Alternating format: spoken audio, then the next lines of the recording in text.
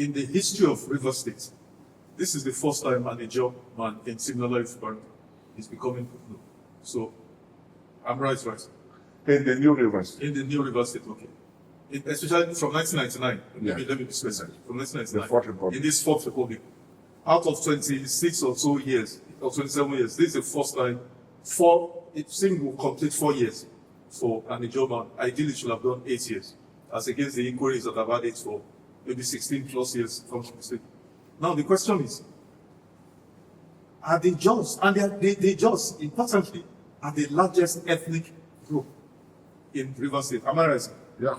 So what has happened that the Ijaws' their tenure for governorship has been abrogated? What has happened? You see, in the old River State, the Ijaws were dominating. And as a young Democrat, when the Fourth Republic came, I personally pleaded with my leaders to consider the upland. Of the lot, Peter Odili was chosen. I introduced him to Graham Douglas. And Graham Douglas, it's Peter Odili. It's alive. And from Graham Douglas to Marshall Allen, there were a lot of opposition. Don't give them this opportunity. They will take advantage of it. And I would say was strong from the Ikwerre ethnic group. Even there was a Calamari man, Ebenezer Sokarani. The leadership wanted Ebenezer Sokarani to come to PDP, but he preferred to stick to APP. And so, since he was not in their party and everybody wants to deliver, River State is not just managed by the indigenous. There are external forces that manage the political affairs of River State. And so these forces wanted somebody that they can work with.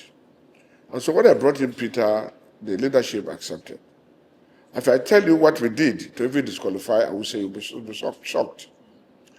I would say at that time I had the likes of Chief Sergeant, I would say, had the like of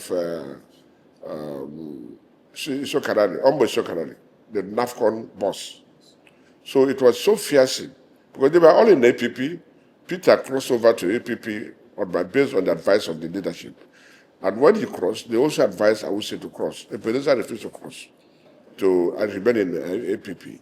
So when it was so fearsome, and I would say it was very aggressive, we plotted and snapped him with his group where they were making trouble in Marshall Harris' place, and sent that picture to Solomon La that I would say is violent and we don't need a violent leader. That disqualifies I would say. As politics evolves, I would say thereafter be on the side of this leadership. And that was when they called me the Mafia messenger of River State. I was like coordinating the leadership, speaking on behalf of the leadership. I was like the mouth of the leadership, with Graham Douglas as the head. So Odili came, we mobilized, we fought, and Odili became the governor. I was one of the most powerful in Odili's government. I left my office, IGI, to join Odili. I was the first appointee. Omeya became the second appointee. I was appointed in the morning of June 1st, Omeya in the evening of June 1st. So along the line, there were problems between Odili and the leadership. Obasanjo brokered peace, and all that left. So when it came to the end of Odili's term, I still insisted that Amaechi, the Ikwerre man, should be given the opportunity. Because at that time we supported Awusi, and Awusi did not get the governorship. So I felt we have a duty to pay back Awusi. So not paying Awusi directly, but at the Ikwerre man. So I stood for Amaechi. It was tough. Amaechi has lost the elections. But I held Peter Odili. I said, look, we have a pack. I stood for you.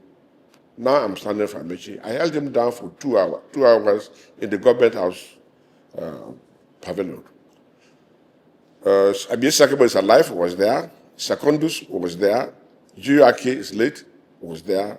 Myself and Odili. Amaechi was not even there. And for 2 hours, I held Odili down to make sure Amaechi gets the ticket. Maybe that is where I made a mistake. Now, when Amaechi got the ticket, the leadership were not happy. So along the line, the ticket and the issue of K-leg came in.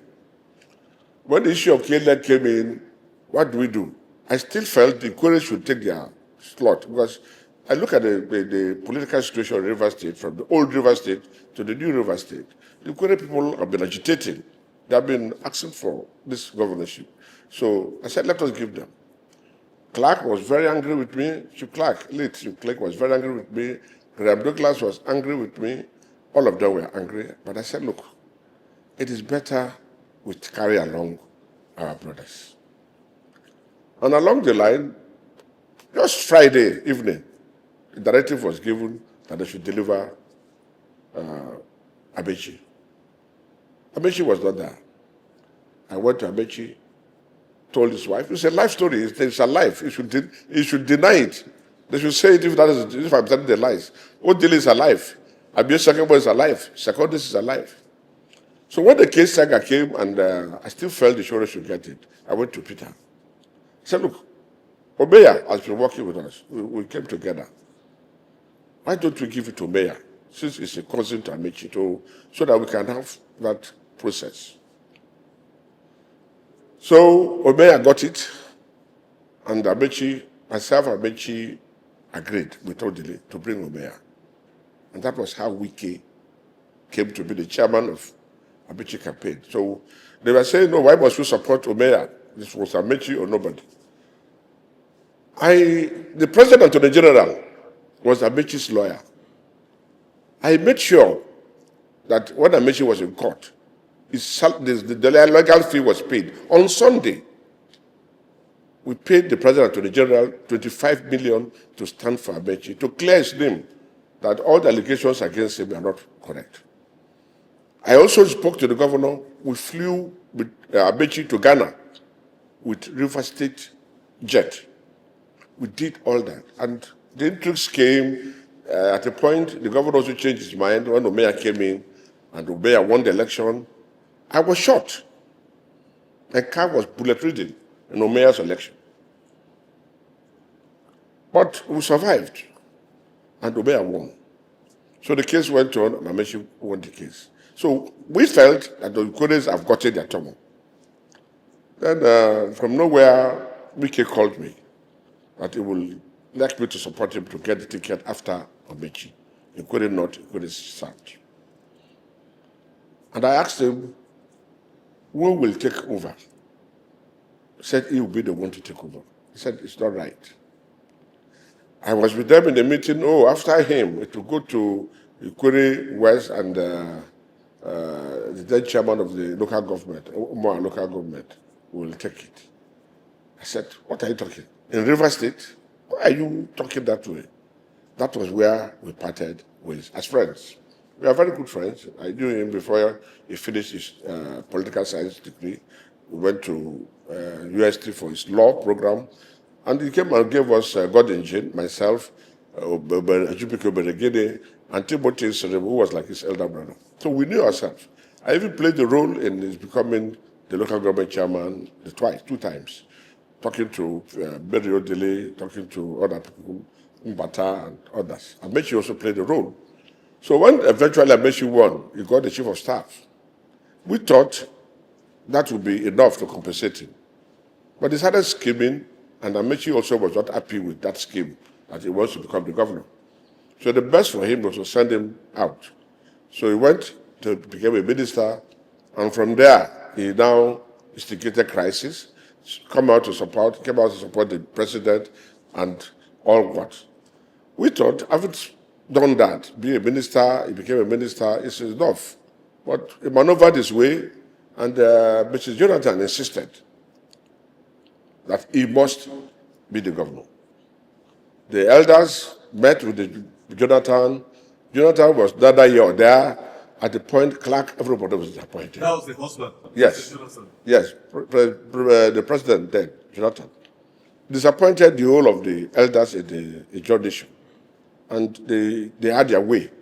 Said there are prominent riverine people like Ojibogobia, Bekibor, Nagogo Jack, Dubolulu Briggs, so many other prominent rivers people were in that race with him. About 12 of them. But they disqualified almost everybody. On which ground, we don't know, like what they did in the APC. The PDP disqualified so many of those aspirants. And that made some of us to leave PDP. Even though we are the founding members of PDP, we decided to leave PDP for that to go. Now he has left. Under pressure, he brought SIM and orchestrated a plan so that SIM would not be able to do a job. When he saw that SIM was performing, he decided to start a battle where there's no fight. And at the end of the day, he has succeeded in the orchestration of his plan by asking SIM not to contest, and brought somebody from his local government, thinking Rivers people will support that. You cannot fool us. This is the true history. I challenge Wike to deny this history. I challenge Omeya to deny this history. I challenge Amaechi to deny this history. The Excellency, the governor, the then governor Odili, to deny this history. Abie Sekibo, Secondus. We are life witnesses.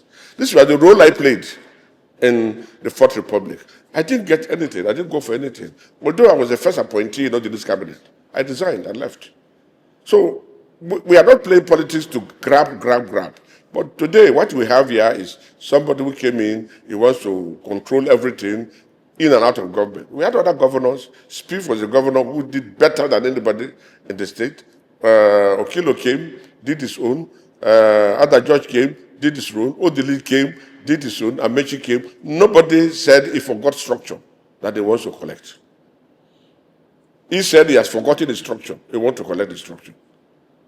And he said, take your structure. They gave him the structure, and they went for a local government election, and they won him ups, down.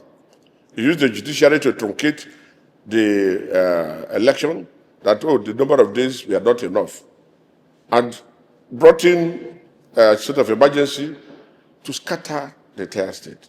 So Rivers people have seen the way he has been going, and above all, see, these governors that past governors never shown the kind of affluence he shows with our resources that he looted. He did not spread projects across the state. Flyovers, fine, he has done flyovers to check traffic. But what of the major projects in other communities? And all those flyovers were Obiakpo. Nobody knew how much each of the flyover cost. No bidding, no nothing. Just decided what contract.